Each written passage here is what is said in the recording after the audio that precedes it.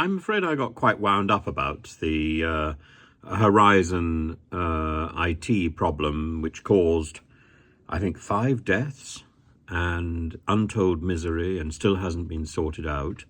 And this was a problem that was caused by the post office. And Zulu Warrior, who is a person I much admire, Zulu Warrior 1648, says that Tim, apparently you still haven't realised that the Post Office and the Royal Mail are totally different companies. You never verified this on your last video. No, I didn't, because the difference between the two companies is down to the Postal Services Act of 2011, and it was something that the coalition government set up to sell off shares in Royal Mail to private investors. So the Royal Mail is a private firm with shareholders, and it was floated on the London Stock Exchange in 2013. The government retains a 30% share in Royal Mail, but it sold the rest of its shares in 2015, and when Royal Mail was fully was privatized, so that 20%, that 30% share that it had got initially, it was sold in 2015. So it's now a completely private enterprise, the Royal Mail. The Post Office, however, is completely owned by the company. The Department for Business Innovation and Skills is responsible for the Post Office, and therefore is ultimately responsible for the Horizon failure. So this is down to a government failure, and the government should sort it out.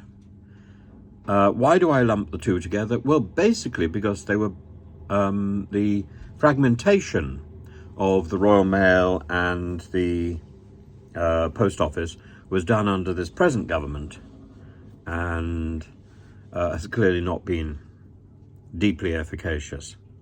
And I think it's one of these things like the privatization of British Rail that hasn't really worked. The Post Office, we're told, is a nationwide network of branches offering a range of postal, government and financial services. The Post Office is not for sale. Well, the Post Office barely exists around the country. My local post office closed a few months ago. The only post office within reach is a good 20 minutes away. And, it's supposed to be a system crisscrossing the country. It doesn't anymore. And it doesn't provide the services which at one point it did provide. It's a fairly useless organization. And as for Royal Mail, it no longer does the job that it used to do. You can no longer be sure that you're going to get a letter or that you're going to get the post in a timely way. Yes, the postperson is often very charming. I worked in the post office some years ago, many years ago. I did night duty. I did rounds, and I sorted the mail. I cleaned the floor. I quite enjoyed it. One of the busy London post offices, I think Bethnal Green. It's a long cry from that, where we tried to ensure that the post could be delivered, the same day. If it was posted by 12 o'clock at night, it was delivered the following morning. Today, we can't be sure of that. We can't be sure it's going to be delivered at any time, frankly. It's completely uncertain, and the range of options for a guaranteed delivery are so confusing.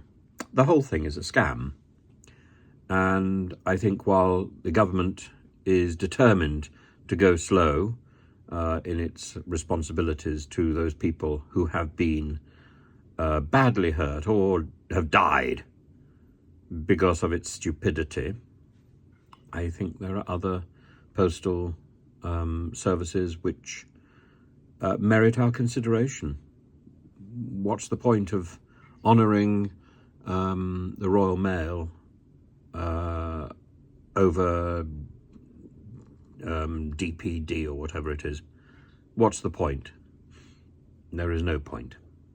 And what's the point of honouring the post office if it's part of a government that simply doesn't care to take its responsibility seriously? No. I deliberately confused the two, I'm afraid, Zulu warrior, and I intend to continue to deliberately confuse the two. Sorry.